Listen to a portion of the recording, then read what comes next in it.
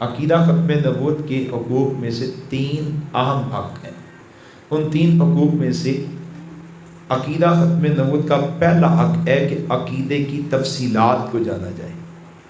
دوسرا حق ہے عقیدہ ختم نبوت کی تفصیلات کو دوسرے مسلمانوں تک پہنچایا جائے۔ اور تیسرا حق ہے عقیدہ ختم نبوت کا دفاع کیا جائے۔ پہلے حق کا تعلق میرے آپ کے ایمان کے ساتھ ہے۔ میں تفصیلات کو حاصل کروں گا تو میرا اپنا عقیدہ مضبوط ہو جائے گا، میرا اپنا عقیدہ محفوظ ہو جائے گا۔ تو پہلے حق کا تعلق تو اپنے ایمان کے ساتھ، تفصیلات جانیں گے، ایمان مضبوط ہوگا، محفوظ ہوگا۔ اور دوسرے حق کا تعلق دوسرے مسلمانوں کے ایمان کے ساتھ۔ اگر آپ ان تفصیلات کو دوسرے مسلمانوں تک پہنچائیں گے تو دوسرے مسلمانوں کا ایمان بھی مضبوط ہو جائے گا اور ایمان محفوظ ہو جائے گا۔ اور تیسرا حق عقیدہ ختم نبوت کا دفاع اور تحفظ، اس کا تعلق اہل باطل کے ساتھ ہے، منکرین ختم نبوت کے ساتھ ہے۔ یعنی اہل باطل کے مقابلے میں آ کے سرکار کی ختم نبوت کا دفاع کرنا اور ان کا رد کرنا، فتنے کے خاتمے کے لیے جد و جہد کرنا، نہ کہ فتنے والوں کے ساتھ ریس لگا کے محنت کرنا۔ یہ جو میں نے جملہ کہا ہے نا، اس کو ذرا توجہ سے دوبارہ سنیں۔ تیسرا حق عقیدہ ختم نبوت کا دفاع۔ دفاع کا مطلب باطل کا رد، باطل کا خاتمہ، نہ کہ ان کے ساتھ ریس لگانا۔ پنجابی میں کہتے تسی اپنا کام کر دے رہتے، اسی اپنا کام کر دے رہے، وہ فتنہ پھیلاتے رہے، ہم اپنا کام کرتے رہے۔ دفاع اس انداز سے ہو کہ فتنہ ختم ہو جائے، پہلے مغلوب ہوگا اور بالآخر پھر ختم ہوگا۔ جب تک ہم دفاع والے حق کو صحیح طرح ادا نہیں کرتے، یہ ریس چلتی رہتی ہے۔ یہ 3 سال پہلے بھی چل رہی تھی، آج پھر چل رہی ہے۔ 3 سال پہلے بھی میں نے کہا ہوگا قادیانیت موجود ہے، آج بھی کہہ رہا ہوں۔ وجہ کیا ہے کہ دفاع کرنے والے نہیں ہیں۔ اب واپس آ جائیے، ان حقوق کو ہم نے ادا نہیں کیا، عقیدہ ختم کی تفصیلات کو نہیں سمجھا۔ نتیجہ کیا ہوا کہ آئے روز سننے کو ملتا ہے بندے کا ایمان ضائع ہو گیا، ایمان خراب ہو گیا۔ اگر آپ کسی سے پوچھیں پیغمبر کی ختم نبوت کہتے کسے ہیں، تو وہ آدمی تو شاید بتا پائے جو عقیدہ ختم نبوت والے، عقیدہ ختم کا دفاع کرنے والوں کے ساتھ جڑا ہوا ہے، کسی تنظیم تحریک کا حصہ ہے یا ایسے پروگراموں میں آتا رہتا ہے، وہ تو شاید بتا پائے۔ ورنہ تو ہم نعرہ بازی کر کے چلے جاتے ہیں، ہم جذبات کو گرما کر چلے جاتے ہیں، وہ جذبات توا ٹھنڈا ہو جاتا ہے، ایسے جذبات بھی ٹھنڈے جاتے ہیں۔ نظریاتی محنت ہو، عقیدے کی تفصیلات کو بتایا گیا ہو، پیغمبر کی ختم کی عظمت دلوں میں اتار دی گئی ہو، تو وہ بندہ مجموع کا محتاج نہیں ہوتا، اپنے ساتھ والوں کا محتاج۔ وقت کے پیغمبر کو جان لیتا ہے تو پھر ان پر جان دیتا ہے، لیکن اپنی راہ کو نہیں چھوڑتا، نہیں دیکھتا کہ میرا ساتھ دینے والا کون ہے کون نہیں ہے۔ وہ تو کہتا ہے بس اب میں نے کام کرنا ہے کہ پیغمبر کی ختم نبوت کا میرے ذمہ حق ہے، میں چلتا رہوں گا، میرے قدم سوئے مدینہ چل رہی ہیں، میری نگاہیں گنبد خضرا پہ لگی ہوئی ہے، میں سرکار کی ان شفقتوں، ان وفاؤں کا بدل دینا چاہتا ہوں جو حضور کی مجھ پر رہی، جو آپ کی میرے ساتھ وفائیں رہی، وہ چلتا رہتا ہے۔ تو بہرحال اگر آپ عقیدہ ختم کی تفصیلات کے حوالے سے امت مسلمہ سے لینا چاہیں، معلومات لینا چاہیں، تو آپ کو بڑا مجمع ایسا ملے گا جو سرکار امام الانبیاء کی ختم نبوت کے عقیدے کی تفصیلات کو نہیں جانتا۔ ابھی مولانا صلاح الدین صاحب، قاضی صلاح الدین صاحب کے مدرسے میں ایک دوست آئے اور انہوں نے سوال کیا گمراہی کیوں پھیلتی ہے؟ میں نے کہا جہالت کی وجہ سے، لا علمی کی وجہ سے۔ یہ پچھلے سفر ابھی جمعرات والے دن مظفر آباد بار کے اندر ایک پروگرام تھا، تو پروگرام کے بعد مظفر آباد بار کے صدر، وہاں کے جنرل سیکرٹری صاحب، جیلم بار کی خاتون صدر تھی، وہ اور چند وکلا بیٹھے، تو انہوں نے بھی ایک سوال کیا کہ یہ ختم نبوت کے کام کے حوالے سے ہم سنتے رہتے ہیں، لیکن ساتھ ساتھ یہ بھی سننے کو آتا ہے فلاں ڈاکٹر تھا قادیانی ہو گیا، فلاں وکیل قادیانی ہو گیا، فلاں تاجر قادیانی ہو گیا، فلاں دکاندار قادیانی ہو گیا، فلاں اسٹوڈنٹ قادیانی ہو گیا۔ یہ جو قادیانیت کے حوالے سے باتیں سننے کو ملتی ہیں، اس کی وجہ کیا ہے؟ میں نے کہا اس کی وجہ یہ ہے کہ یہ جو مسلمان قادیانی ہوا، یہ جب مسلمان تھا حضور کو نبی مانتا تھا، تو ایک صاحب کہنے لگے نہیں وہ حضور کو خاتم الانبیاء بھی مانتا تھا۔ میں نے کہا ایک منٹ، میری بات پوری، حضور کو نبی مانتا تھا، حضور کو خاتم الانبیاء مانتا تھا، لیکن حضور کی نبوت کی تفصیلات کیا ہیں، عظمت کیا ہے، سرکار کی ختم نبوت کی تفصیلات کیا ہے اور ختم کی عظمت کیا ہے، وہ اس کو نہیں جانتا تھا، اس وجہ سے گمراہ ہوا ہے۔ آج یہ اسی نشست میں جب سوال و جواب ہوئے عصر کے بعد، تو ان صاحب نے مجھ سے دوسرا سوال کیا، کہنے لگے آپ کے بارے میں سنا ہے کہ آپ بھی اپنی عصری تعلیم کے زمانے میں جب آپ اسکول کالج پڑھتے تھے تو آپ قادیانیت کی طرف مائل ہوئے تھے، آپ کا اپنا ایمان ہل گیا تھا۔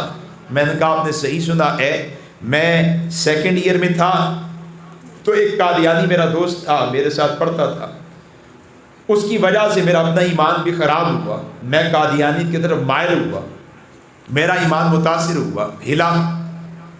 وجہ کیا تھی؟ میں نے کہا جہالت۔ میں اسے پڑھانے والا، میتھ کا مضمون میں اسے پڑھاتا ہوں، اسٹیٹ میں اسے پڑھاتا ہوں، اکاؤنٹنگ میں اسے پڑھاتا ہوں۔ وہ کمزور آدمی تھا، ذہنی طور پر بھی کچھ کمزور، مالی طور پر بھی کمزور، وہ اکیڈمی لے نہیں سکتا تھا، تو میں ان مضامین کو اپنے روزانہ کے اوقات میں سے کچھ وقت نکال کے اسے پڑھانے والا ہوں، اسے سکھانے والا ہوں، اس پر احسان کرنے والا ہوں، اس کے ساتھ اظہار ہمدردی کرنے والا ہوں۔ دنیا کا فن میں اسے سکھاتا ہوں، اور اس نے مجھ سے قادیانیت کے حوالے سے کچھ بات چیت شروع کی، سوالات کیے، ابھی موقع نہیں ورنہ میں سوالات بھی کرتا جو اس نے کیے، سوالات کیے۔ نتیجہ کیا ہوا کہ میں حضور کو خاتم الانبیاء ماننے والا سرکار کی ختم نبوت کے بارے میں شک و شبے میں پڑ گیا، اور میں یہ سمجھا کہ ختم نبوت کا معنی مفہوم وہ نہیں تھا جو ہمیں بتایا گیا، بلکہ وہ ہے جو اس کو بتایا گیا اور یہ مجھے سمجھا رہا ہے۔ وہ نہیں تھا، یہ والا ہے جو یہ مجھے بتا رہا ہے۔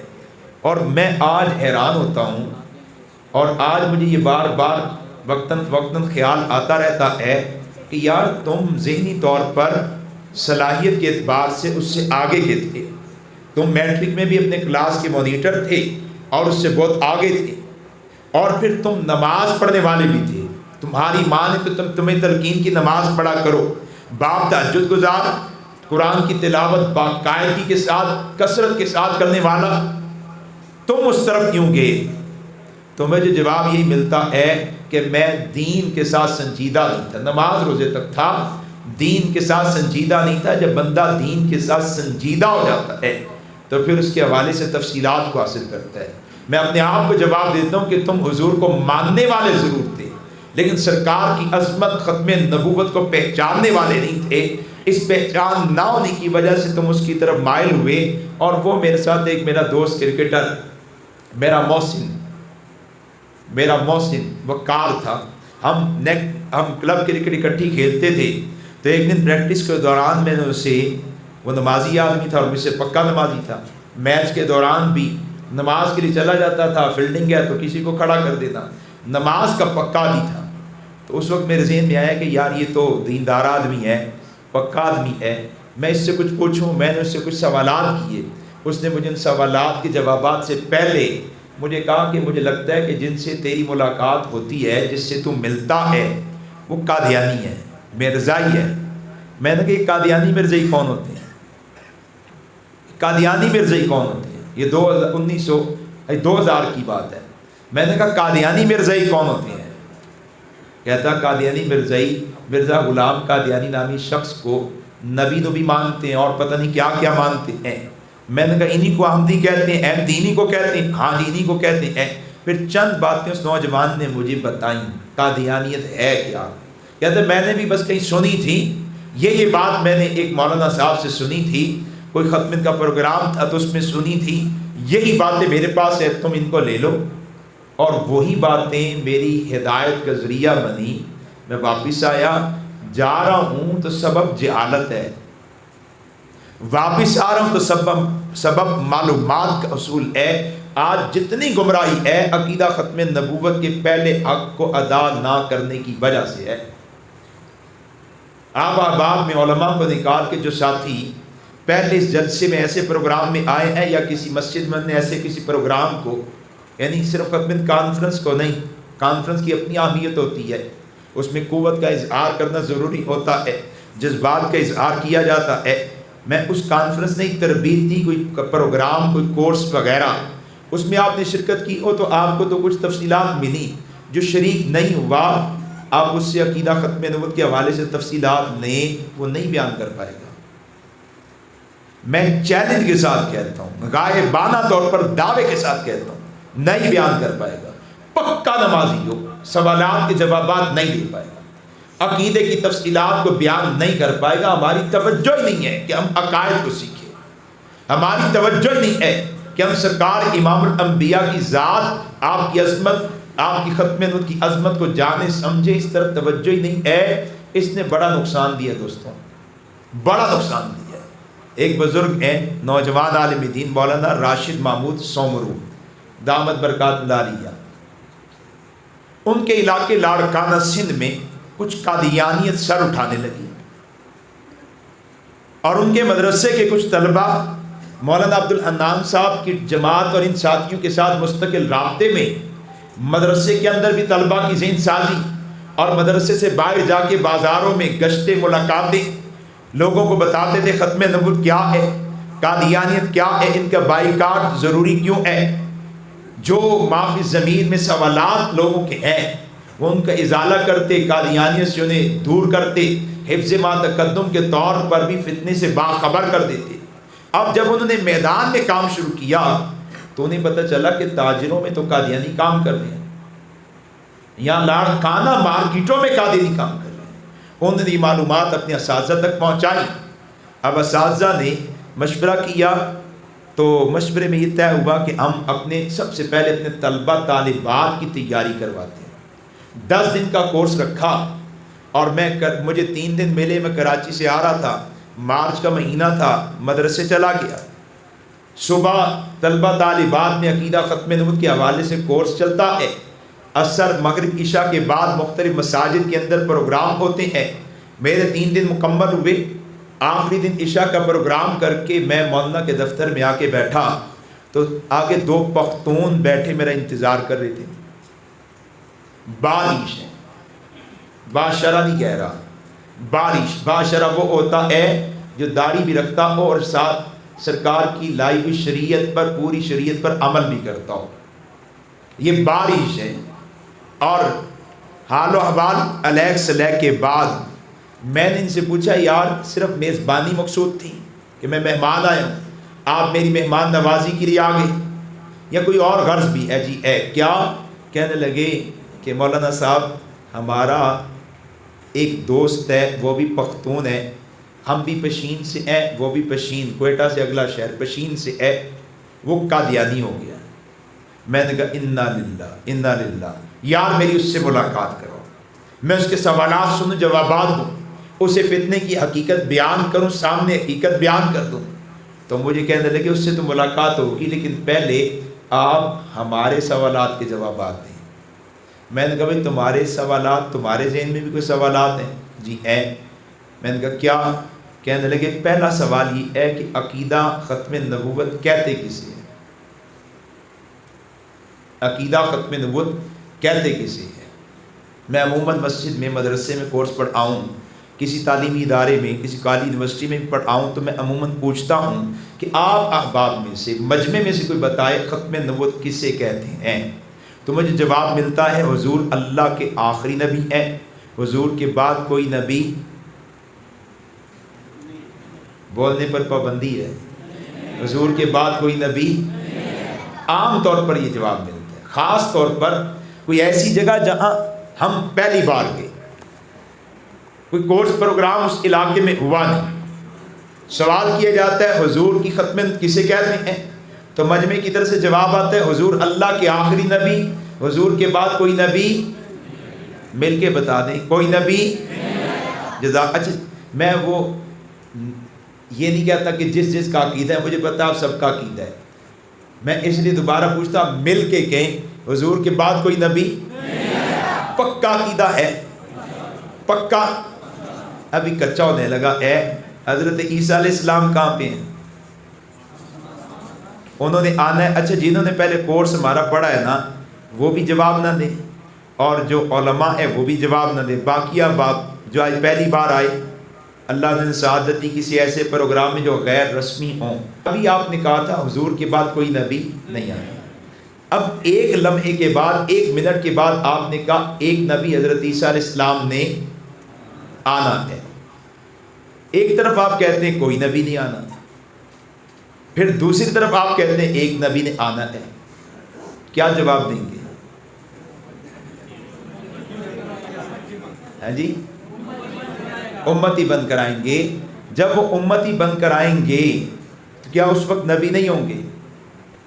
آپ کہتے ہیں اے نبی بن کر آئیں گے, نبی حضرت عیسیٰ امتی بن کر آئیں گے تو کیا اس وقت وہ نبی نہیں ہوں گے؟ جو کہتے ہیں حضرت عیسیٰ آئیں گے نبی نہیں ہوں گے وہ ہاتھ کھڑا کریں. میں اس پروگرام کو بالکل غیر رسمی طور پر چلانے لگا ہوں. وہ ہاتھ کھڑا کرے جو کہتے ہیں حضرت عیسیٰ آئیں گے نبی نہیں ہوں. اچھا ہاتھ نہیں بازو کھڑا کریں. جزاک اللہ. 12 14 16 18 جزاک اللہ. جو کہتے ہیں حضرت عیسیٰ آئیں گے نبی ہوں گے وہ ہاتھ کھڑا کریں. جب مجھے دیکھ کے کر رہے ہیں کچھ لوگ. جزاک اللہ. 3 گروہ اس مسجد میں اس حال میں بیٹھے. ایک گروہ کہتا ہے حضرت عیسیٰ آئیں گے نبی نہیں ہوں گے, دوسرا گروہ کہتا ہے حضرت عیسیٰ آئیں گے نبی ہوں گے, اور تیسرا گروہ کہتا ہے لم یکج. وہ بازبان حال کہتا ہے مولانا صاحب اسی تانوں کیوں بلایا ہے؟ تسی ساڈے کول پوچھنا ہے تے اسی تانوں کیوں بلایا ہے؟ مولانا قاضی صلاح الدین صاحب نے آپ کو کھانا کیوں کھلایا ہے؟ اس لیے کہ آپ ہم سے پوچھیں. بھائی جنہوں نے کہا حضرت عیسیٰ آئیں گے نبی نہیں ہوں گے وہ نبی کی نبوت کا انکار کرتے ہیں. اللہ جب کسی کو نبوت دے دیتے ہیں تو واپس نہیں لیتے. جنہوں نے کہا حضرت عیسیٰ آئیں گے نبی ہوں گے ان سے قادیانی, غامدی, جوید غامدی, مرزا جیلمی, منکرین حدیث. حضور نے فرمایا الکفر ملت واحدہ, کفر کیا ہے؟ ایک ملت. جیسے کفر ایک ملت ہے فتنے بھی سارے اندروں ایک کوئی نہیں, ٹائٹل ان کا جدا جو ہوتا ہے. اس لیے آپ دیکھیں جوید غامدی اٹیک کرتا ہے تو صوفیاء پر, علماء پر, طبیبوں پر, معالج پر. مرزا جیلمی اٹیک کرتا ہے تو مولویوں پر, پیروں پر, استاد معلمین پر. منکرین حدیث اٹیک کرتے ہیں تو علماء پر, پیروں پر, مشائخ پر. جتنے فتنے ہیں وہ سارے کے سارے ہدف بناتے ہیں مولوی کو. لیکن مولوی 14 صدیوں سے چلے آ رہے ہیں اور یہ تا قیامت قائم دائم رہیں گے. جرنیل آتے ہیں بڑے بڑے جرنیل, بڑی قوت والے, اور یہ کہتے ہیں جی مولویت مکا دیں گے. مولویت نہیں مکتی, بندے موک جاتے ہیں. ایوب سے چلا ہے کام پاکستان بننے کے بعد, اور طرح طرح کے ہیلے بہانے, قانون سازیاں اور طرح طرح کے تشدد, ظلم, ستم. کوئی ایک مسجد جو بند کروانے میں کامیاب ہو گیا. مولوی چکے آ گیا بیچارہ, کوٹ شوٹ کھا کے باہر آیا تو انہوں نے کہا باجی ہون نہیں, آج تو بعد کام دین دا نہیں. وہ پھر ڈٹ جاتا ہے. کوئی ایک مدرسہ جو ظلم, تشدد, پروپیگنڈا, اعتراضات, الزامات کے بعد بند کروانے میں کامیاب ہو گیا. مولانا صاحب, محتمم صاحب, ناظم صاحب وہ کہتے ہیں یار یہ غامدی بھی میرے خلاف, قادیانی بھی میرے خلاف, رافضی بھی میرے خلاف, یہ جیلوی بھی میرے خلاف, منکر حدیث بھی میرے خلاف, یہ داریہ بھی میرے خلاف, یہ سارے اہل کفر اور اہل فتن یہ میری طرف تینوں کا رخ کیے ہوئے ہیں, سارے مجھ پر بولتے ہیں. اور اوپر سے جو میری مسجد میں نمازی آتا ہے اس دن میں آدھا منٹ لیٹ ہو گیا تو بابا بھی میرے خلاف. جو خود پوری نماز نہیں پڑھتا, ایک آدھی نماز کھسک جاتا ہے, وہ بابا بھی میرے خلاف. وہ جناب میری مسجد کا صدر وہ بھی میرے خلاف. وہ محلے میں ایک بندے نے 100 روپیہ مجھے دیا تھا وہ بھی میرے خلاف. کہتا ہے میں تن 100 روپیہ اپنے عمل سے کہتا ہے میں 100 روپیہ نہیں دیتا تھا. ہوں میرا حق ہے کہ میں پکھا دیکھا کیوں چلتا پیا ہے, کام کیڑا ہوتا پیا. سارا کفر اور سارے جاہل مولویوں کے خلاف ہوتے ہیں. جس کے پاس دین نہیں ہے وہ مولویوں کے خلاف ملے گا. وجہ شیطان کے ساری، میں صرف فتنے والوں کی کافروں کی بات نہیں کرتے، جاہل مسلمان یہ بھی شیطان کے شکنجے میں آیا ہوتا ہے. اس کا پورا اٹیک بھی مولویوں پہ ہوتا ہے اور عجیب عجیب اعتراضات. وہ بیچارے مولانا صاحب سائیکل پہ جا رہے ہیں تو سائیکل لگ گئی کسی خاتون میں، تو عورت نے اگو دی کیا، اوے مولوی شرم نہیں آتی، داڑھی رکھی ہو تو عورتوں سے سائیکل مارتا ہے. مولوی صاحب بھی جھٹکے آدمی تھے، کہنے لگے کہ اماں جان میں داڑھی رکھی ہے، بریک آتے نہیں، اے میری داڑھی ہے بریک تو کوئی نہیں. اعتراض کہاں پہ ہوتا ہے؟ داڑھی پر. بندہ ایک کام برا کرتا ہے، اعتراض جا کے اس کے دین پر. کبھی آپ نے سنا ایک بندے نے رشوت لی، بندہ کہتا ہے تو داڑھی منڈاندا ہے تو نال رشوت لیندا ہے، انگریز والا کردار کیوں نہیں اپناندا؟ یورپ سے داڑھی منڈاندے نے لوگ، رشوت نہیں لیندے، تو کیوں رشوت لے رہی ہے؟ کبھی آپ نے ڈاکٹر پہ اعتراض سنا، کبھی آپ نے کسی اور جا کے سارے اعتراضات ٹھکتے ہیں دین پر. ہماری جرت جسارت اور رب کے دین سے بے نیازی اتنی ہو چکی ہے کہ ہم جب بھی اعتراض کرتے ہیں تو علماء پر اعتراض کرتے ہیں، جب بھی اعتراض کرتے ہیں تو دین کے مزاج پر اعتراض. براہ راست قرآن کو ہدف نہیں بناتے، براہ راست حدیث کو ہدف نہیں بناتے، براہ راست مکہ مدینہ کو ہدف نہیں بناتے، براہ راست نماز روزے کلمے قرآن کو ہدف نہیں بناتے. آج جو قرآن والے ہیں، جو قرآن کو لے کے تھام کر کھڑے ہیں، جو ڈٹ کر کھڑے ہیں، ہمارا سارا ہدف ان پر ہوتا ہے. تو بہرحال توجہ دیجیے گا. حضرت کدھر ہے جی؟ اچھا نہیں، تھوڑی دیر تو بیٹھے نا. آپ کے انوارات آ رہے ہیں اور آپ ادھر جا رہے ہیں. حضرت جی کے انوارات آ رہے تھے، وہ جیسے اٹھے تو کنیکشن ٹوٹنے لگا. میں نے اس کر کے کہا کہ بھاجی تجھے تھوڑی بیٹھ جاؤ.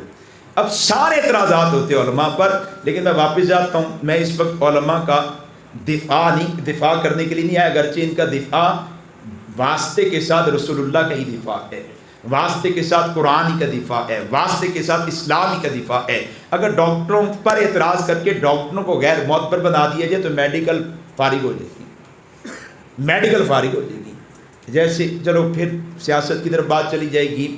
تو بہرحال اعتراض کیا کرتے ہیں؟ یہ قادیانی نہیں، جاوید غامدی بھی جو اسلام کا ٹائٹل لگا کے اوپر آ کے بیٹھا، سارے عقائد قادیانیوں والے، حتیٰ کہ وہ کھلے عام یہ کہتا ہے مرزا غلام قادیانی ایک بڑے درجے کا صوفی بزرگ تھا، اور وہ بندہ جس نے اللہ کو براہ راست گالی دی، اللہ کی توحید کا انکار کیا، اللہ کی صفات میں شرکت کا دعویٰ کیا، وہ مرزا جس نے براہ راست رسالت معاب امام الانبیاء کی ختم نبوت کا انکار کیا، محمدیت کا انکار کیا، براہ راست امام الانبیاء کی ذات جس میں پاک کی توہین کی، روضہ پاک کی توہین کی، سارے انبیاء کی گستاخیاں کی ہیں، سارے نبیوں کی توہین کی ہے، پورے دین پر حملہ کرنے والا جاوید غامدی آپ کے دنیا چینل پر اور آپ کے مختلف تعلیمی اداروں میں آ کر اس طرح اپنے پروگراموں میں آ کر کہتا ہے جی مرزا غلام قادیانی ایک صوفی بزرگ آدمی سی. صوفی بزرگ کا مطلب شیخ عبد القادر جیلانی کی طرح تھا، جنید بغدادی کی طرح تھا، بایزید بستامی کی طرح تھا، فضل بن ایاز کی طرح تھا. صوفی بزرگ آدمی تھا، ابن عربی کی طرح تھا. اور کوئی بندہ جو اس کے خلاف آواز اٹھانے والا ہو وہ آپ کے ٹی وی چینلوں پہ آ کے کہتا ہے سرکار کی عزت پر حملہ یہ ایسا جرم نہیں ہے کہ مجرم کو سزا میں موت دی جائے. وہ آپ کے چینلوں پہ آ کے کہتا ہے جناب عیسیٰ علیہ السلام زندہ کوئی نہیں، فوت ہو چکے ہیں. اسلام کے اس عقیدے کا انکار جو عقیدہ قرآن کی متعدد آیات سے ثابت، سرکار کی احادیث سے ثابت، برائے چینلوں پہ آ کے کہے گا اپنے ٹی وی پروگراموں میں کھلے عام امام مہدی حضرت مہدی علیہ رضوان کا کوئی چکر نہیں ہے، کوئی عقیدہ حق نہیں ہے. یاجوج ماجوج دجال فلاں فلاں عقیدہ، وہ کتنے عقائد کا انکار کرنے والا ہے اور براہ راست قادیانیت کی نمائندگی کرنے والا ہے، لیکن کوئی بولتا ہی نہیں اس کے خلاف. اور مسلمان چونکہ ادھا پچھدا کام کرتا ہے نا، اس کو بیچارے کو جاوید غامدی کا کوئی کلپ آیا سنتا ہے، کہتا ہے یار لب و لہجہ بڑا اچھا ہے، انداز گفتگو بڑا اچھا ہے، دلیل بڑی وزنی ہے. حالانکہ وہ دلیل نہیں ہوتی جناب، وہ دھواں ہوتا ہے. وہ دلیل نہیں، دلیل وہ ہوتی ہے، ہمارے شیخ فرماتے ہیں دلیل وہ ہوتی جو رب تک پہنچا دے، دلیل وہ جو رب تک پہنچا دے. یہ تو رب سے چھڑوا کے شیطان تک پہنچاتے، جنت کی راہ سے جہنم کی راہ پر چلاتا ہے۔ اس طرح مرزا جیلمی ہے، پوری قوت کے ساتھ۔ اور میرا ایک تعلق والا ہے، اس کے ساتھ میری کوئی بات ہو گئی حضرات صحابہ کی عظمت کے حوالے سے، حضرات صحابہ کی عظمت کے حوالے سے، تو وہ کہتا ہے اہل بیت اہل بیت اہل بیت۔ میں نے کہا بالکل اہل بیت اہل بیت اہل بیت، ان کی عظمت، ان کی حقانیت، ان کی صداقت، ان کا مقام سب مسلم، لیکن حضرات صحابہ ٹھیک ہے، میں نہیں انکار کرتا۔ میں نے کہا تو انکار نہیں کرتا، میں نے دس حضرات صحابہ دی عظمت نو مندہ یا نہیں، ان کو حجت ہدایت کے لیے راہبر رہنما مانتا ہے یا نہیں، مرکز نجات تک پہنچنے کے لیے ان کا واسطہ مانتا ہے یا نہیں، مرکز ہدایت تک پہنچنے کے لیے ان کو مرکز راستہ مانتا ہے یا نہیں۔ اب میں نے جب یہ بات کی تو بات گھما کے لے گیا، وکیل آدمی ہے، تو میں نے قصدن اس کا باطن نکالنے کے لیے، میرے کزن بھی اس گروپ میں تھے، میں کہ اپنے کزنہ دے ایمان دی تے حفاظت کریے نا، تو میں نے قصدن میں کہ ایک تے جڑے وکیل تے انجینئر اج قوم نو چمڑ گئے نے نا، انہوں نے امت دے ایمانہ دا جنازہ کٹتا ہے، بیڑا غرق کرتا ہے۔ اب فوراً بولا ویسے انجینئر محمد علی مرزے نے مولویاں نو خوب کو پاٹا چاڑیا ہے، پاٹا خوب لایا، ٹھکائی کیتی ہے۔ میں نے کہا کون سی؟ اور جی آیا نا مرزا انجینئر آیا نا، بس وہ کہہ رہا ہے کہ ہن ختم ہونے لگی مولویت، بس ختم کرنے لگی مولویت نو، اے نوجوان بیدار ہو گئے، اے میری ویڈیو سنن لگے، شیئر کرن لگے، بس ہن مولویت گئی۔ میں کہا اچھا من دسو ذرا وکیل صاحب، او مرزا انجینئر نو کتنا کو عرصہ ہو گیا ہے؟ کہنے لگا پتہ نہیں۔ میں کہ 15-20 سال ہو گئے انہوں میڈیا تے کام کر رہا ہے، جو آتا ہے بولتا چلا جاتا ہے، زبان پہ جو آیا کہہ گیا، چل رہا ہے۔ لیکن انجینئر مرزا محمد علی جب سے کام کر رہا، تم کہتے بس اب مولویت گئی گئی گئی، یہ پیر فقیر ختم، ان کی دکانداریاں ختم۔ میں نے کہا کیڑا مولوی جدی مسجد چلی گئی، جدہ مدرسہ چلا گیا، جدے مرید پیر دے ٹوٹ گئے، کیڑا جنازہ جتھے مولوی پڑھان نہیں گیا، کیڑا نکاح جتھے مولوی نکاح پڑھان نہیں گیا، کون سا نقصان ہوا ہے؟ ہوگا۔ میں کہ یہ ابو جہل بھی کہتا تھا، یہ ابو لہب بھی کہتا تھا۔ یہ کفر و اسلام کی جنگ تو شروع سے چلی آ رہی ہے۔ ہر دور کے فتنہ وہ اس انداز سے آتا ہے کہ عام جاہل آدمی دین کے مزاج کو، رب کی سنت کو نہ جاننے والا سمجھتا ہے کہ بس اب گئی، اب کون آئے گا، اب کون آئے گا۔ اللہ کی قسم رب کا دین باقی ہے اور یہ تا قیامت باقی رہے گا۔ اس دین کو پھیلانے والے، بچانے والے، غالب کرنے والے بھی باقی رہیں گے۔ تو بہرحال موضوع بدل رہا ہے۔ یہ جتنے بھی فتنے ہیں نا، یہ اعتراض کیا کرتے ہیں، ہم زبان ہیں، ہم مسلک ہیں، ہم عقیدہ ہیں، ہلکا پھلکا چینج لاتے ہیں، ہلکا پھلکا اپنے عقائد کے درمیان چینج لاتے ہیں تاکہ ہمیں ان سے جدا سمجھا جائے۔ شیطان کے اندر ایک فتنہ کھڑا کیا نا تو زیادہ گمراہ نہیں ہوں گے۔ ایک یہ کھڑا کرو من الظلمات الی النور اور من النور الی الظلمات۔ اللہ کہتے نور ہدایت تو ایک ہے، لیکن ظلمات، فتنے، کفر وہ متعدد ہیں، وہ زیادہ ہیں۔ شیطانی قوت کیا ہے؟ نور سے ظلمات کی طرف لانا، مختلف فتنوں میں پھنسانا۔ اور بھائی اس نوجوان کا مزاج ایسا ہے کہ وہ غامدیت سے متاثر ہونے والا، شیطان ادھر جوڑ دیتا ہے، اس کو انجینئر کے ساتھ جوڑ دیتا ہے، اس کو قادیانی کے ساتھ جوڑ دیتا ہے، اس کو فلاں کے ساتھ، اس کو فلاں کے ساتھ۔ اس نے مختلف فتنوں کو چلایا پھیلایا ہے۔ سرکار کے حیات طیب نبی علیہ السلام کے وصال کے بعد دیکھیں ارتداد کا فتنہ الگ کھڑا ہوا، منکرین زکوٰۃ کا فتنہ الگ کھڑا ہوا، منکرین ختم نبوت کا فتنہ الگ کھڑا ہوا۔ مختلف فتنے اسی دور سے کھڑے ہوئے ہیں، اسی دور سے کہ کسی کو تو منکرین زکوٰۃ کے فتنے کا شکار کیا، کسی کو مسیلمہ کذاب کا، کسی کو ارتداد کا۔ یہ فتنے وہاں سے متعدد چلے آئے ہیں، آج بھی متعدد موجود ہیں۔ کاز مشن سب کا ایک ہے اور وہ دین اسلام سے دور کرنا، حق والوں سے دور کرنا۔ مجھے میرا کزن ایک بار درمیان میں آ گئی، مجھے اسی گروپ کے اندر میرا ایک کزن کہنے لگا کہ مولانا صاحب باتیں تو آپ کی دلائل کی بات چل رہی تھی، ساتھ ساتھ میں چٹکلے بھی لگا رہا تھا، چونکے بھی لگا رہا تھا۔ تو مجھے میرا ایک کزن کہنے لگا کہ یار مولانا صاحب سب ٹھیک ہے، لیکن یار یہ جو مولویوں کے بارے میں ہے نا کہ کھاؤ پیوں ہیں، دین بیچتے ہیں۔ میں کہا پاجی تسی کتنے مولویوں نو دین بیچتے دیکھ لیتا ہے؟ آپ کی مسجد ہے، گھر کے قریب ہے۔ میں کہ مانا تم کتنا کماتے ہو؟ اللہ دیتا ہے جی، اور پھر بھی تقریباً کوئی 2-1 لاکھ کما ہی لیتا ہوں میں کہ تمہارا بھائی باپ وہ بھی کما رہا ہے، وہ بھی کما رہا ہے، وہ بھی کما رہا ہے، میں کہ کار ٹھیک چل رہا ہے، ہاں الحمدللہ گزارا اچھا ہو رہا ہے، میں کہ مولوی کو کدی جا کے پوچھئے کہ کتنا کماندا ہے؟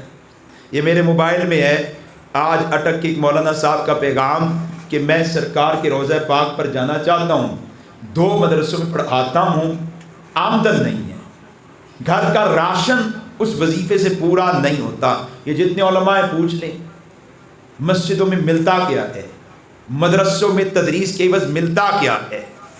آج اگر آپ وہ لینا شروع کر دیں جو علماء لیتے ہیں تو آپ کے گھر کا آٹا اور آپ کے گھر کا دودھ اور آپ کے گھر کا سبزی پیاز بھی پورا نہ ہو۔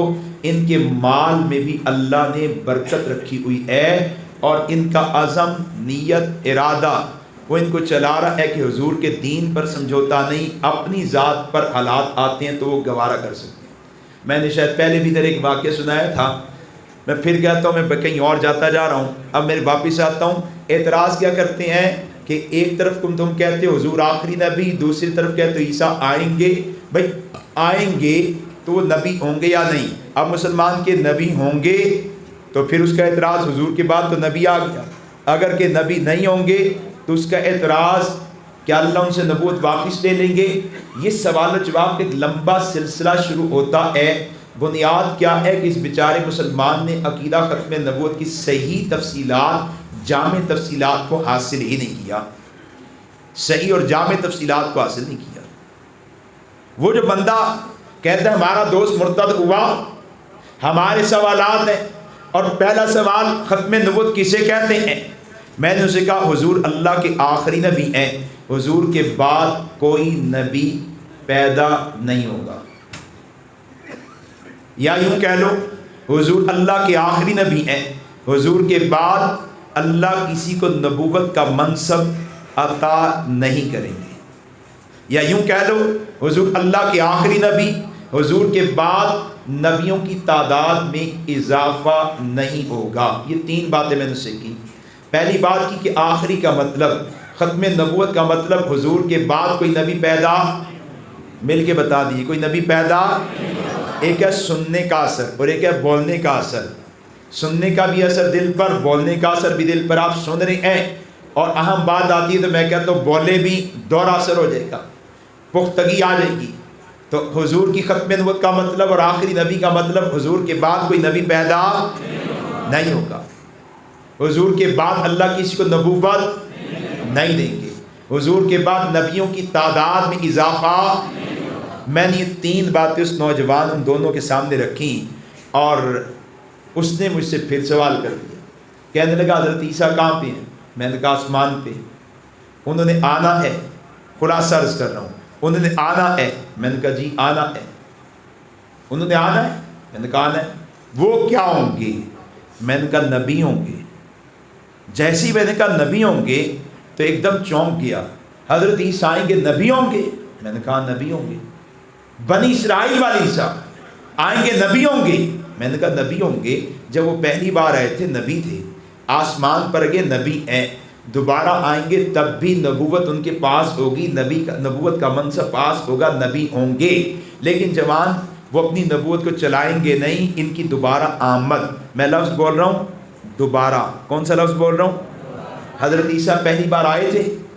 نہیں آئے تھے، پہلی بار نہیں آئے، وہ پیدا ہوئے تھے۔ میں کہہ رہا ہوں دوبارہ آئیں گے، دوبارہ آنے کا مطلب پہلے بھی آ چکے، وہ آگے کھل جاتی بات۔ میں نے کہا حضرت عیسیٰ علیہ السلام جب دوبارہ آئیں گے تب بھی نبوت کا منصب پاس ہوگا، نبی ہوں گے، لیکن اپنی نبوت کی دعوت نہیں دیں گے، اپنا گروہ نہیں بنائیں گے، اپنی کتاب شریعت کی دعوت نہیں دیں گے، خود بھی حضور کی امتی کی حیثیت سے زندگی گزاریں گے، لوگوں کو بھی حضور ہی کی دعوت، حضور الاسلام ہی کی شریعت کی دعوت دیں گے۔ نبی ہیں، امتی کی حیثیت سے آ رہے ہیں، نبوت کا منصب پاس ہے لیکن امتی کی حیثیت سے آ رہی ہے۔ کہتا اچھا نبی تو ہوں گے نا؟ میں نے کہا ہاں۔ کہتا پھر حضور کے بعد تو ایک نبی عیسیٰ کی صورت میں آ گیا؟ میں نے کہا بالکل آ گیا۔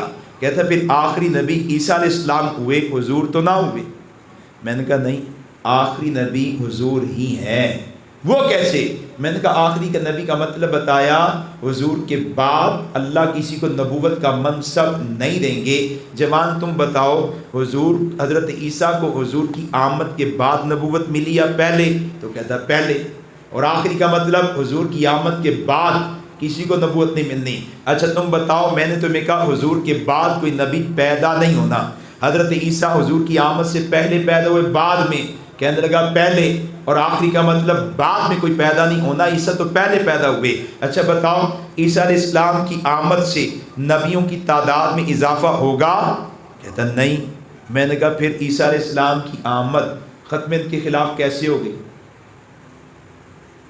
ختم نبوت کے خلاف تو تب ہوگا جب حضور کے بعد کوئی دعویٰ کرے مجھے اللہ نے نبوت دی، جیسے حضور کے زمانے میں اسود نے کہا، حضور کے زمانے میں مسیلمہ نے کہا، اور ہمارے دور میں مرزا غلام قادیانی نے دعویٰ کیا، اس کے ماننے والے دعوے کو چلا رہے ہیں۔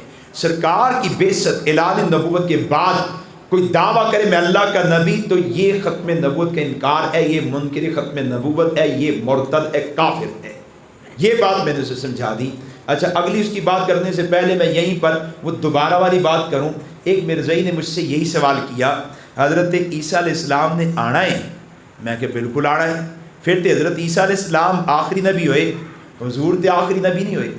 عیسیٰ آئیں گے تو پھر حضور دی ختم نبوت کی بنے گا؟ عیسیٰ آئیں گے تو حضور کی ختم کا بنے گا کیا؟ پھر تو آخری عیسیٰ۔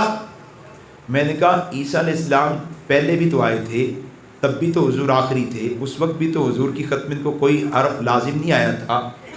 وہ کب آئے؟ میں نے کہا شب معراج میں۔ معراج کی شب اللہ حضور کو مسجد الحرام سے لے کر گئے مسجد اقصیٰ تک، اور مسجد اقصیٰ میں پہنچے تو 1.25 لاکھ انبیاء موجود ہیں، ان میں جناب عیسیٰ نہیں تھے، حضرت عیسیٰ علیہ السلام بھی ہیں۔ یہ 1.25 لاکھ انبیاء موجود، لیکن سارے انبیاء کی موجودگی میں بھی آخری نبی کون ہے؟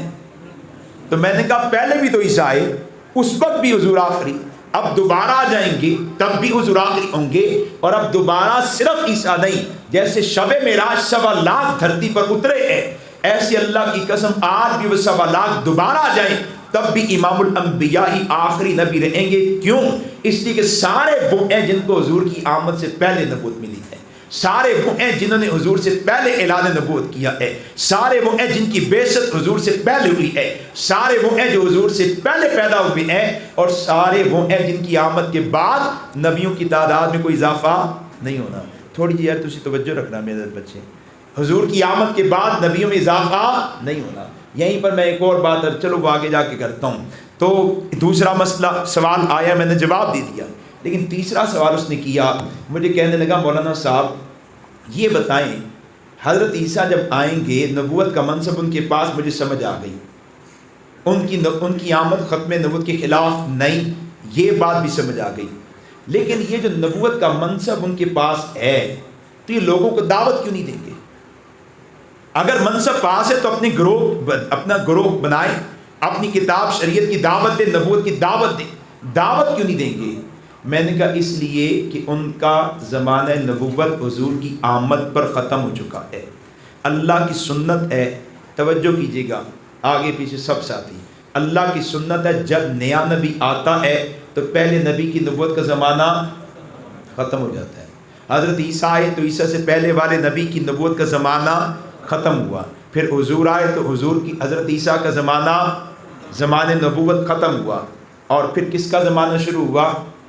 حضور کا۔ اور حضور علیہ السلام کا زمانہ نبوت کب تک کے لیے ہے؟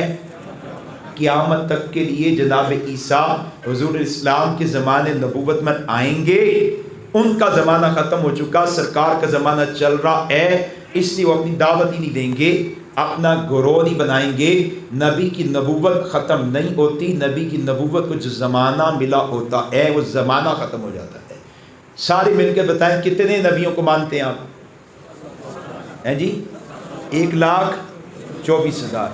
بھائی نبیوں کو اسی لیے تو مانتے ہیں کہ ان کے پاس نبوت کا منصب باقی ہے، زمانہ ختم ہو گیا ہے، منصب باقی۔ ہم کہتے ہیں سارے اللہ کے نبی، لیکن جس کی بات حجت، جس کی اتباع، جس کی اطاعت، جس کے جو ذریعہ نجات، جو مرکز ہدایت، مرکز نجات، اور جس کی نبوت چل رہی چلتی رہے گی وہ محمد مصطفیٰ امام الانبیاء صلی اللہ علیہ وسلم کی ذات مبارکہ ہے۔ یہ ختم نبوت کا عقیدہ ہے اور یہ جناب عیسیٰ علیہ السلام کے حوالے سے سوال جواب ہے۔ پھر اس نے مجھ پر اعتراض کیا، میں نے اس کا جواب دے دیا، قصداً وہ اب سوال آگے نہیں کر رہا، پھر سوال کیا، میں نے اس کا جواب دینا تھا لیکن میں چپ ہو گیا۔ وہ قرآن کی آیت کو اس نے پڑھا 2-3 لفظ، میں نے پھر پوری آیت پڑھ دی، پھر اس نے مجھ پر سوال کیا۔ میں نے اس سے پوچھا یہ سوال تو گرامر سے تعلق رکھتا ہے، تم عربی گرامر جانتے ہو؟ کہتا نہیں۔ مدرسہ پڑھے ہو؟ کہتا نہیں۔ اسکول کی تعلیم کیا ہے؟ کہتا پرائمری۔ کاروبار کام کیا ہے؟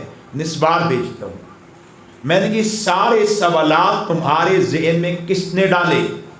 میں باوضو بیٹھا ہوں، اللہ کی قسم اس نوجوان نے کہا قادیانیوں نے۔ کس نے ڈالے؟ قادیانیوں نے۔ مولانا عبدالحنان صاحب کے دوست ہیں مولانا عبداللہ میرانی اور کچھ اور احباب جو مولانا راشد محمود سومرو صاحب کے مدرسے کے طلبہ دورہ حدیث کے کچھ اور احباب بیٹھے تھے، تو میں ان دوستوں کو کہا جواب دو، آپ جواب دو۔ وہ خاموش ہو گئے۔ میں کہا دیو جواب۔ پھر ایک بندہ مجھے کہتا ہے یار وہ واپس نہ چلا جائے، آپ جواب دیں۔ میں نے پھر اس سوال کا بھی جواب دیا اور میں نے اپنے دوستوں کو کہا کہ دیکھو یار کتنے دکھ غم افسوس کی بات ہے کہ ہم مولوی لوگ ہیں، یہ اتنی مسجدیں ہمارے پاس ہیں، ایک قادیانی ہمارے علاقے میں آ کے ایک مسلمان کے ذہن میں سرکار کی ختم نبوت کے بارے میں شکوک و شبہات ڈال گیا اور ہم سرکار کی ختم نبوت کا عقیدہ تفصیل کے ساتھ پہلے اس تک پہنچا نہیں پائے، ہم نہیں پہنچا پائے، وہ اپنا فتنہ ڈال گیا ہے، وہ اپنا کام کر گیا ہے۔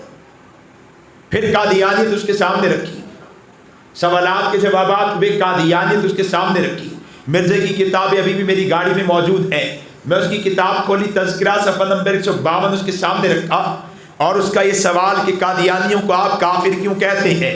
میں نے کہا یہ دیکھو تمہیں انہوں نے کہا کہ توحید ہماری تمہاری ایک جیسی، یہ مرزے کی کتاب تذکرہ صفحہ 152 ہے، وہ لکھتا ہے رأیتنی فی المنام عین اللہ وتیقنت اننی ہوا، اور کتاب اس کے سامنے رکھی۔ تم عربی تو نہیں جانو گے، اردو دیکھو، اور عبارت کا ترجمہ کیا ہے؟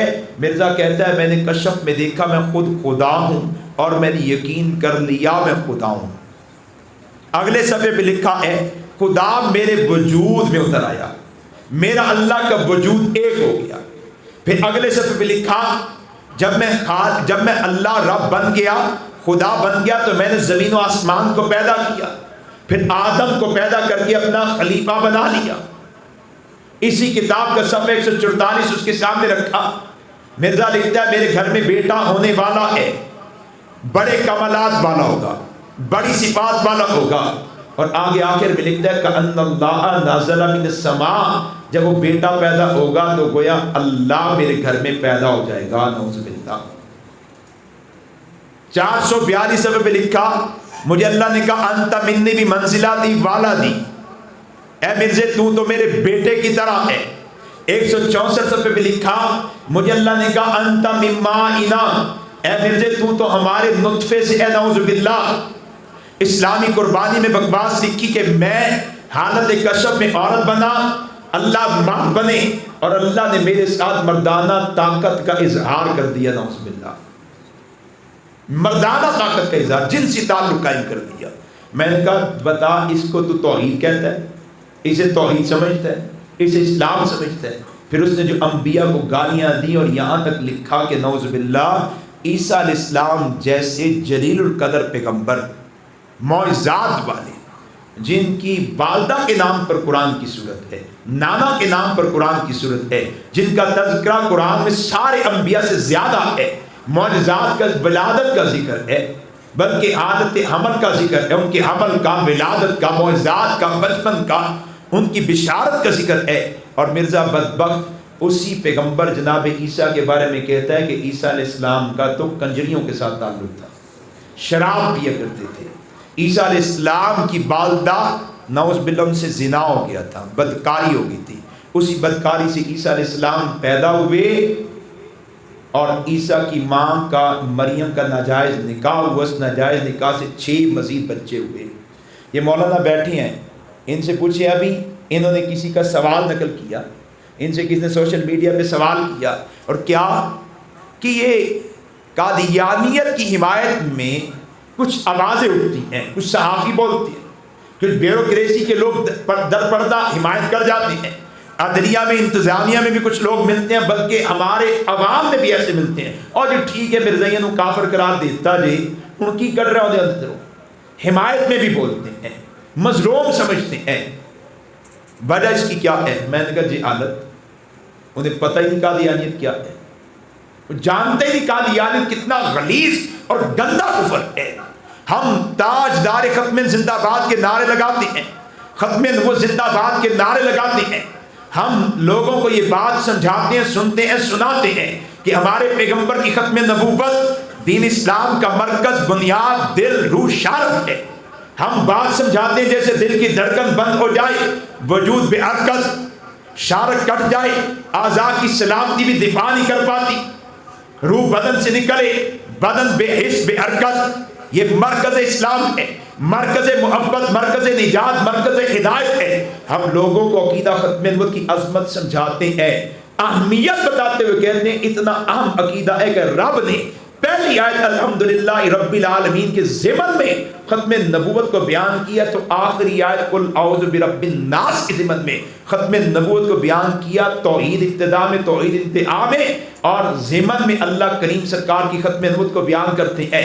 پہلی آیت کے ضمن میں فرماتے ہیں ما ارسلناک الا رحمۃ للعالمین، اور آخری آیت کے ضمن فرماتے قل یا ایھا الناس انی رسول اللہ الیکم جمیعا، یعنی جو اسلوب اللہ نے اپنی توحید کا رکھا ہے، ربوبیت کو بیان کرنے کے لیے رکھا، اللہ وہی اسلوب سرکار کی ختم نبوت کو بیان کرنے کے لیے استعمال فرما رہے ہیں۔ 100 آیات، 210 سے زائد حدیث، 1200 صحابہ کی جانیں اس عقیدے پر فدا ہو گئی، 1200 صحابہ کی جانیں فدا ہو گئی، اور یہ 1350 سال کے بعد لعین ابن لعین مرزا غلام قادیانی آیا اور ایک کتاب لکھتا ہے براہین احمدیہ جلد نمبر 21، روحانی خزائن جلد نمبر 21 صفحہ نمبر 304 356، اور کیا لکھتا ہے؟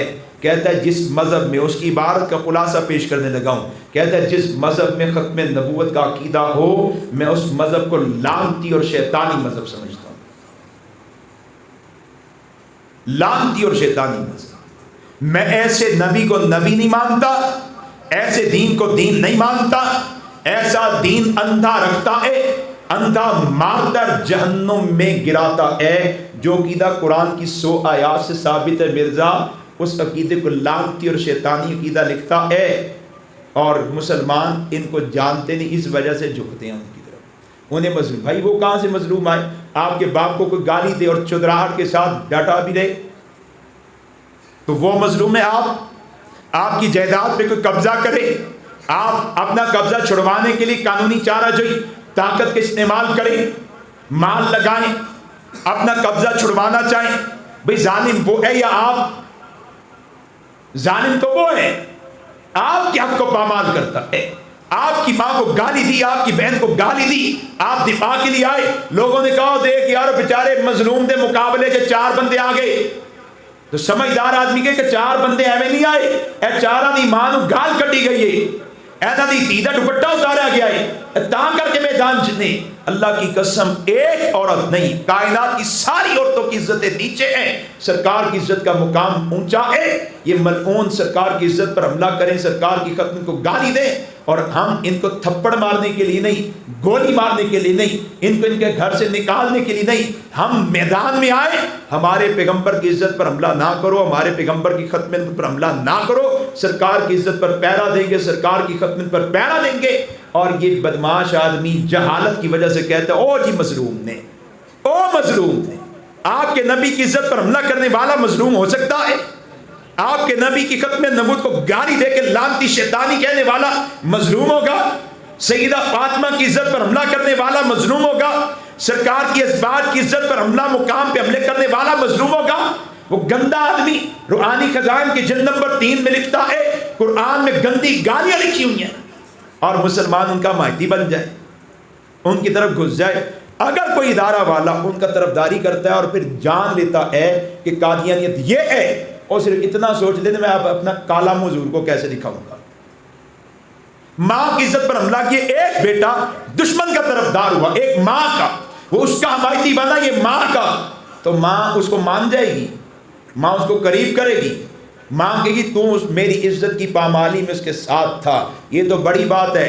ماں کی عزت پر حملہ بیٹا تماشا دیکھے آئے نہ، تو ماں کہے گی تیری وجہ تو میری عزت گواچی ہے. تو غیرت مند ہوتا، ہمت والا ہوتا، میرے حق کو جانتا، میری عزت پامال ہی نہ ہوتی. تیرے جیسا نامراد بچہ مجھے ملا، میری عزت پامال ہو گئی. آج 19-20 کروڑ کے قریب مسلمان ملک پاکستان میں ہیں. آپ جائیں اس اڈیالہ روڈ کے تھانے میں، ڈی ایس پی صاحب مسلمان، ایس ایچ او صاحب مسلمان، پولیس والے مسلمان. آپ جائیں حساس اداروں میں مسلمان، افواج پاکستان میں مسلمان، عدلیہ میں جائیں مسلمان، یہ تاجر مسلمان، زمیندار سیاستدان مسلمان.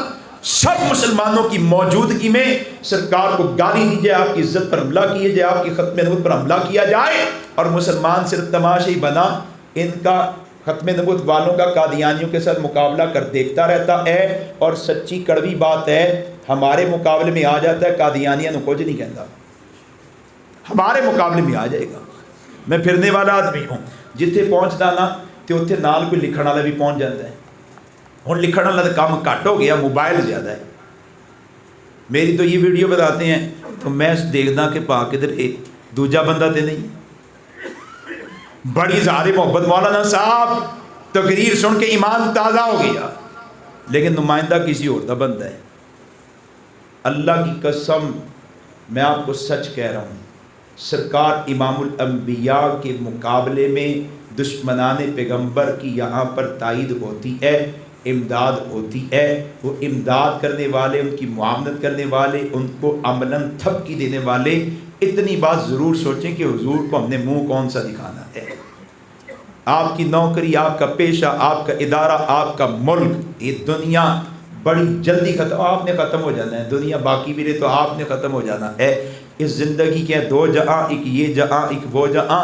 ان دو جہانوں کے درمیان پس فاصلہ ایک سانس کا جو چل رہی ہے، تو یہ جہاں جو رک گئی تو وہ جہاں.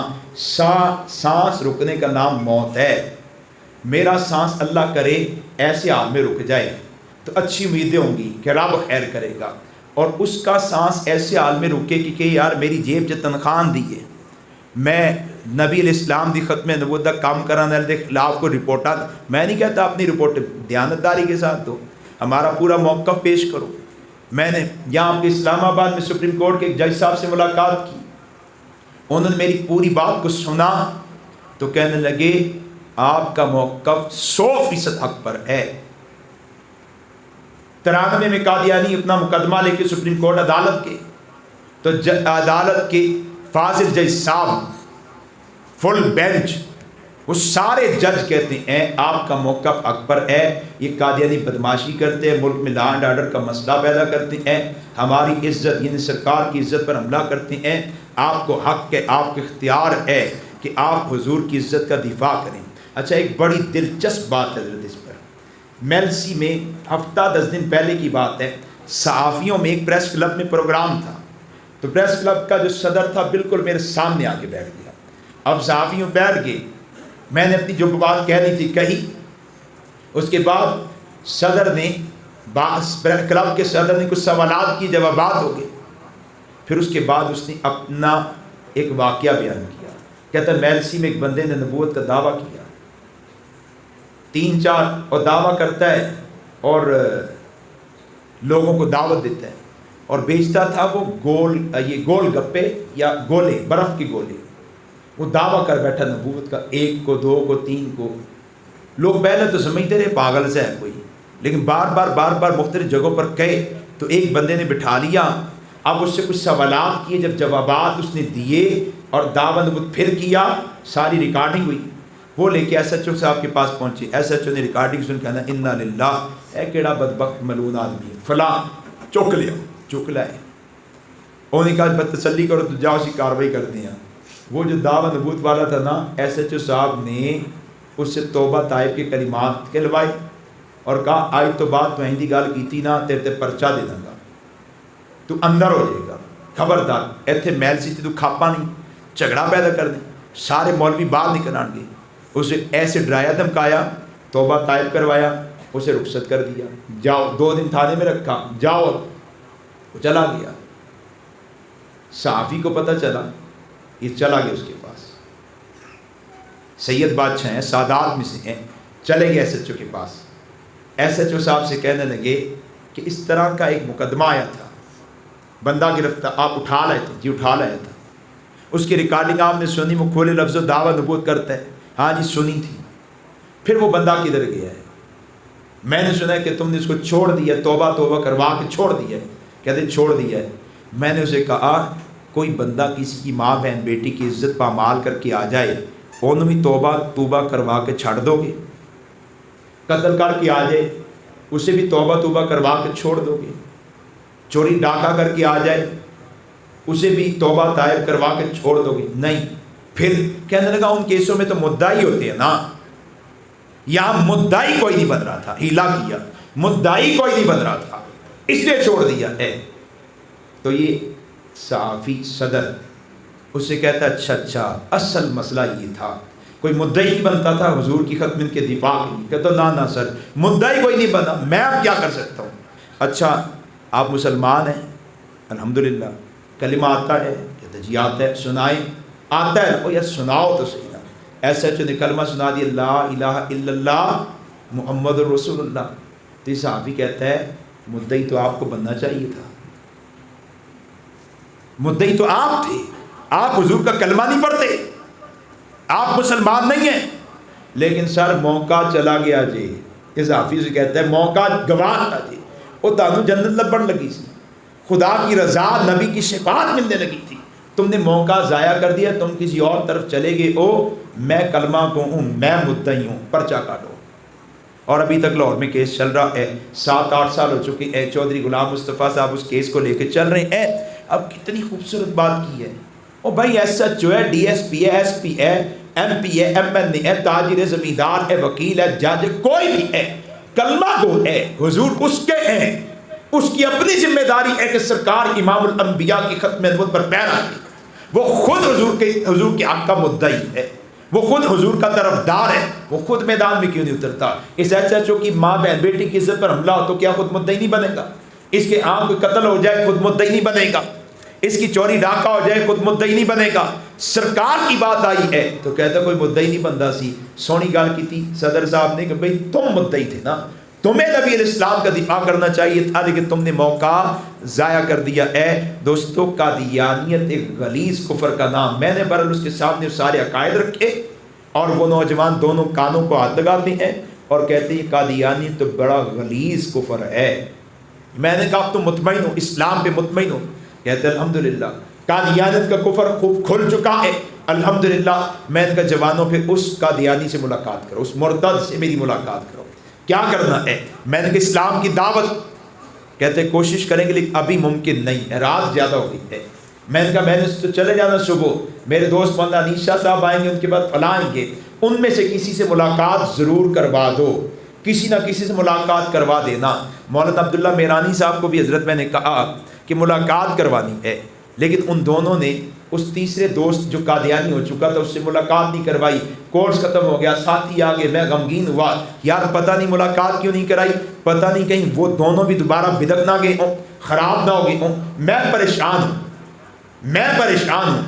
2 ہفتے سے زائد کا وقت گزرا تو مولانا صاحب کا فون آیا، مبارک ہو، کس چیز کی؟ کہنے لگا وہ جو مرتد ہوا تھا وہ بھی مسلمان ہو گیا ہے۔ میں نے کہا اس کو کس نے مسلمان کیا؟ اس کے سوالات کے جوابات کس نے کیے؟ اس کو قادیانیت کی حقیقت کس نے بتائی؟ کہنے لگا انہی دونوں پٹھانوں نے جو آپ کے پاس آئے تھے۔ تو میں نے اپنے دوستوں کو کہا اور کہتا رہتا ہوں، جب ان کو عقیدہ ختم نبوت کے پہلے حق کا تعارف نہیں تھا، انہوں نے عقیدہ ختم نبوت کی تفصیلات کو حاصل نہیں کیا تھا، قادیانیت کی تفصیلات کو، حقائق کو نہیں جانتے تھے، ان کے کفر ارتداد گندے کردار سے واقف نہیں تھے، تو یہ آپ کے بندے اس طرف جا رہے ہیں، ان کا عقیدہ خراب ہو رہا ہے۔ اور جب تفصیلات مل گئی ہیں، تفصیلات مل گئی ہیں تو یہ ایک کافر کی ہدایت کا ذریعہ بن رہے ہیں، کافر کی ہدایت کا ذریعہ بن رہے ہیں۔ یہ پہلا حق کو ادا کرنا اپنے لیے بھی مفید ہے، مسلمانوں کے ایمان کے لیے بھی مفید ہے، اور یہ حق کو صحیح ادا کرنا، صحیح تفصیلات کو جاننا، یہ باطل کی کاٹ اور باطل کے خاتمے کا ذریعہ ذریعہ اور اہل کفر کی ہدایت کا بھی ذریعہ ہے۔ بہرحال اللہ کریم ہمیں عقیدہ ختم نبوت کے ان تینوں حقوق کو صحیح درجے میں ادا کرنے کی توفیق عطا فرمائے۔